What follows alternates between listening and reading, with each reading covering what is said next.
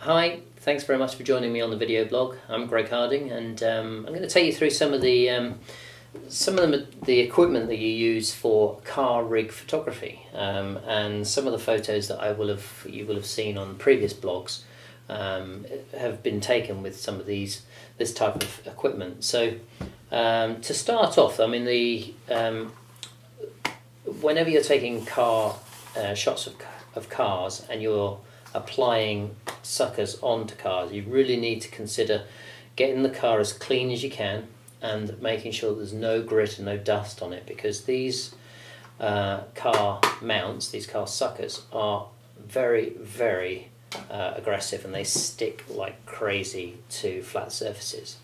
So before you actually apply them, you really need to make sure that there's no grit on any of these either.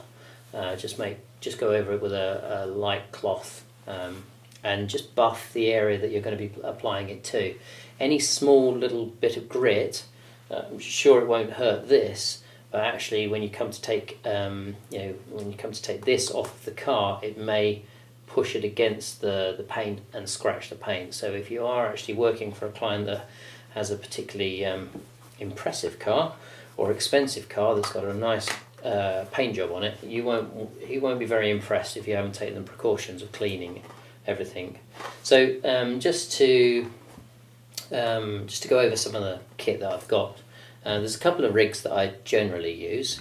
There's the long boom rig, which is a Hague SM11, I think that's right. And what that does is that it uses two of these pumps to either attach onto the bonnet, across the bonnet, or across the roof line, or down the side of the car. But effectively, it suspends a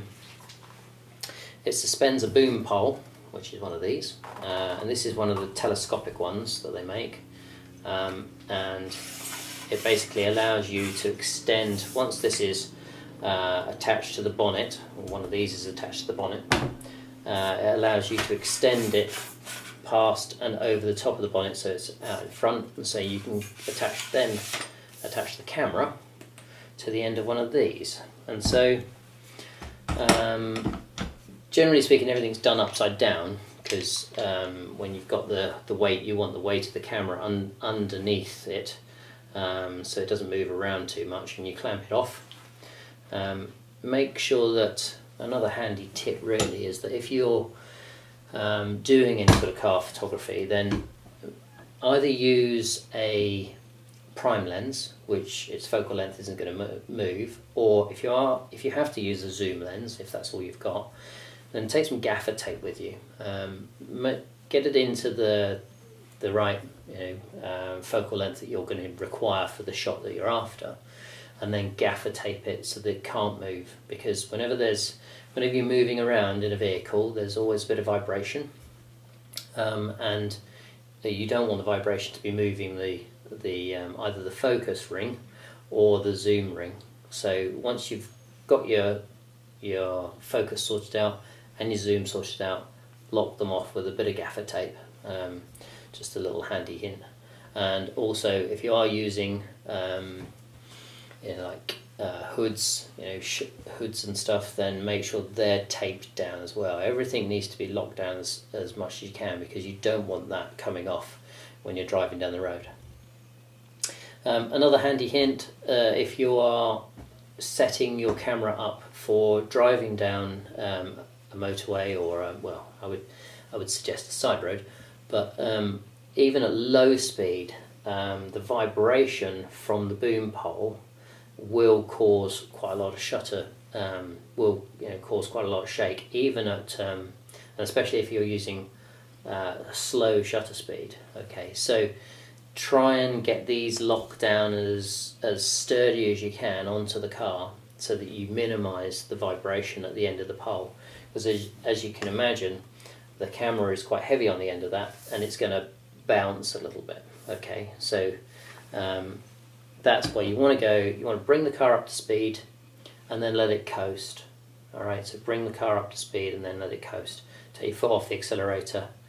The other thing I tend to do is to set up the camera with a pocket wizard on it, and then you can trigger it from inside the car, so you don't need to be at the side of the road whilst you're doing it.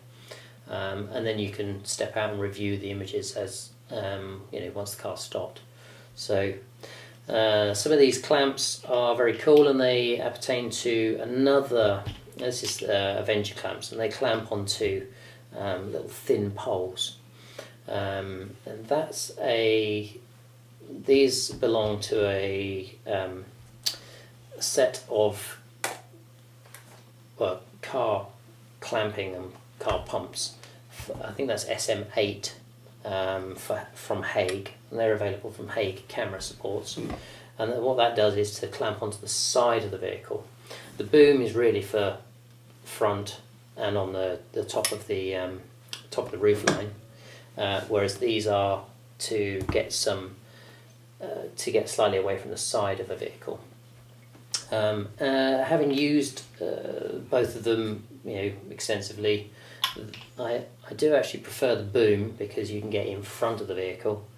The side versions tend to keep you in too close to the vehicle. You can't really get away from it. In fact, this one here, that one was from one of the SM8s, which is one to the side of it. So this is on the back of a Lotus, and it's slightly out to the side. The previous shot, which I'll put over here, you can see that it's actually from the front of the vehicle, so that's one with the boom on it.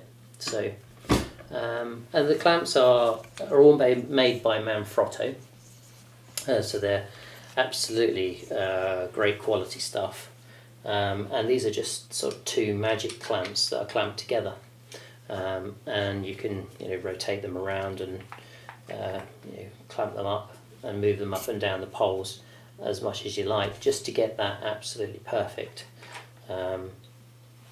So I don't think there's much else I need to tell you about car rig photography, but if you have got any questions and you want to know the answers, I'll do my best to help. Post them underneath, and like and share as much as you like, and yeah, come back, visit me soon. I'll be here waiting for you.